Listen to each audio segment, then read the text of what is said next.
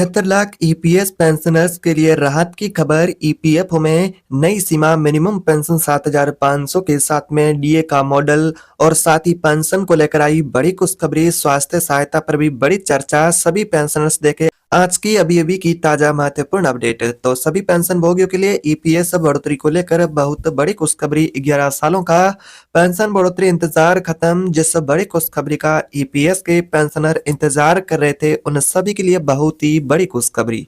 अगर अभी EPS pension लेते हैं तो मिनिमम पेंशन पर आया बड़ा अपडेट। 7,500 के साथ डीए और स्वास्थ्य सुविधाओं के साथ में पेंशन का आगे बढ़ा प्रस्ताव और साथ ही पेंशन को लेकर खुशखबरी पेंशनर्स के लिए। क्या वास्तव में फ्यूचर फंड सिस्टम में अब तक का सबसे बड़ा बदलाव आने वाला है? क्या पेंशन की सीमा और पेंशन बढ़ोतरी और 78 लाख लाभार्थियों के लिए पेंशन का नया मॉडल तैयार हो गया है? तो आप सभी के लिए पेंशन के नए मॉडल को लेकर बहुत ही बड़ी खुशखबरी आ रही है, क्योंकि 7,500 की मिनिमम पेंशन के साथ ही पेंशन गणना लिमिट को लेकर भी आ चुका है अब तक का ईपीएस के पेंशन धारकों के लिए सबसे महत्वपूर्ण और ताजा बड़ा अपडेट। ताजा रिपोर्ट कहती है कि फ्यूचर फंड संगठन ने वह कदम उठाने की तैयारी कर ली है जिसका इंतजार ईपीएस के लाखों पेंशन भोगी सालों से इंतजार कर रहे थे। यानी कि ईपीएस पेंशन बढ़ोतरी को लेकर ईपीएस के 78 लाख पेंशन भोगी इंतजार कर रहे थे, उन सभी के लिए महत्वपूर्ण अपडेट आ चुकी है। एक ऐसा कदम जिसकी वजह से पेंशन भोगियों को और भविष्य में मिलने वाली पेंशन की सहायता में बड़ा बदलाव देखने को मिल सकता है। लेकिन ये बदलाव क्या है, किसे मिलेगा, कब मिलेगा और 7,500 की पेंशन वाला मॉडल को लेकर नया संकेत और पेंशन को लेकर के बैठक हुई जिसके बाद ये जानकारी सामने आ रही है।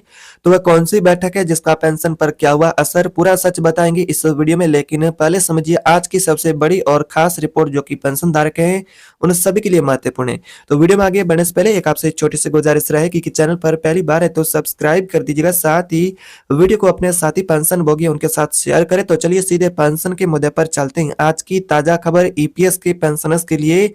ईपीएफओ के बड़े संकेत क्या है पेंशन को लेकर?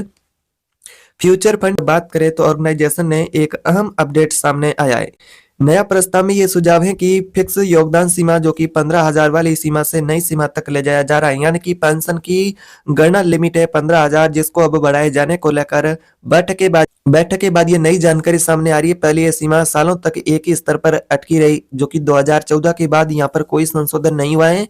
फिर से इसे बढ़ा करके 15,000 की जो श्रेणी तक लाया 2014 में, लेकिन अब इसमें और बढ़ोतरी होने जा रही है। अब और रिपोर्ट संकेत दे रही है कि इस सीमा को अब 15,000 की जगह 25,000 की श्रेणी तक ले जाने पर विचार कर रहा है, जो कि हाल ही में कब बैठक हुई। इसका मतलब है अभी तक बड़ी संख्या में ऐसे लोग जो कि बाहर थे जिन्हें योगदान प्रणाली का लाभ नहीं मिलता था ईपीएस पेंशन का, उन्हें भी मिलेगा, वो भी इसके अंदर आ जाएंगे।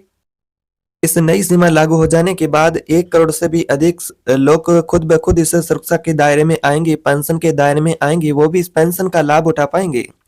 यह बदलाव इतना जरूरी क्यों माना जा रहा है? फ्यूचर फंड सिस्टम के शीर्ष अधिकारी डीएफएस के सचिव एम नागार्जुन ने साहब कहा है कि बहुत सारे लोग जिनकी आय 15,000 से ऊपर है वे योगदान प्रणाली से बाहर रह जाते थे। इसी वजह से उन्हें भविष्य में मिलने वाली सुरक्षा का लाभ नहीं मिल पाता था। निजी क्षेत्र में बड़ी संख्या में पूरी योजना के दायरे से बाहर रहते थे। कर्मचारी, पेंशनर और बुजुर्ग होने पर उन्हें कठिनाइयों का सामना करना पड़ता है। यही कारण है कि पुरानी सीमा को बदलने पर अब तेजी से विचार हो रहा है और उसको लेकर ये बैठक के बाद संकेत भी जारी किए हैं। अगले साल की शुरुआत में पेंशन को लेकर मिलेगा पेंशनर्स को बड़ा राहत, बड़ा फैसला। रिपोर्ट के अनुसार बात करें तो ये मसला फ्यूचर फंड के केंद्रीय न्यासी बोर्ड की बैठक के अगले साल की शुरुआत में रखा जा सकता है। अगर बोर्ड इसे मंजूरी देता है तो योगदान सीमाएं आपका 15,000 जैसे कहे तो 25,000 भी किया जा सकता है, यानी कि 10,000 और अधिक इसमें बढ़ोतरी होगी।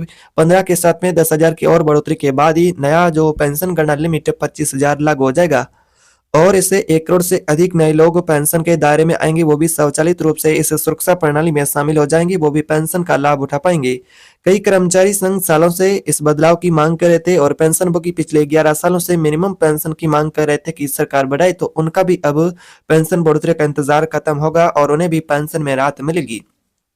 अब पहली बार यह संकेत मिला है कि उनकी मांग यह चर्चा के चरण में दाखिल हो चुकी है। 78 लाख पेंशनर्स के लिए बल्ले बल्ले, यानी कि आखिर ये खबर क्यों सामने आई? अब बात करते हैं उस अपडेट की जिससे बात करें तो 78 लाख लाभार्थियों को पेंशन बढ़ोतरी की उम्मीद है। पिछले कुछ महीनों में लगातार पेंशन को लेकर मीटिंगें, ज्ञापन और चर्चाएं चल रही हैं और प्रस्ताव भी पेंशन का धीरे धीरे आगे बढ़ रहा है। तो कई संगठनों ने यह दोहराया है कि न्यूनतम सहायता 7,500 वाला मॉडल पर आगे बढ़ाया जाए। साथ में डीए जैसा यहाँ पर सुविधा भी जोड़ा जाए। वरिष्ठ लाभार्थियों के लिए स्वास्थ्य सुविधा भी शामिल की जाए। ताजा संकेतों के अनुसार बात करें तो नया पेंशन मॉडल वित्त विभाग में यानी कि वित्त मंत्रालय में सक्रिय है और समीक्षा चरण से गुजरा, यानी कि सक्रिय प्रस्ताव है, यानी मामला सिर्फ विचार तक सीमित नहीं बल्कि प्रक्रिया में दाखिल हो चुका है। अब पेंशनर्स का ज्यादा इंतजार अब नहीं रहा है, इंतजार अब अंतिम चरण में। क्या 7,500 वाला मॉडल लागू होता दिखाई दे रहा है? सबसे बड़ा सवाल है। 7,500 वाला मॉडल काफी समय से प्रमुख संगठनों द्वारा रखा जा रहा है, चर्चा का विषय बना है। इस मॉडल में कहा गया कि न्यूनतम सहायता को बहुत अधिक बढ़ाया जाए, यानी कि पेंशन की मांग है पेंशनर्स की जो 7,500 तक लागू किया जाए। वर्तमान में 1,000 से 2,000 की न्यूनतम पेंशन से जीवन यापन करना बहुत ही मुश्किल है और सहायता में समय समय पर वर्दी का भी प्रावधान भी जोड़ा जाए, डीए भी जोड़ा जाए।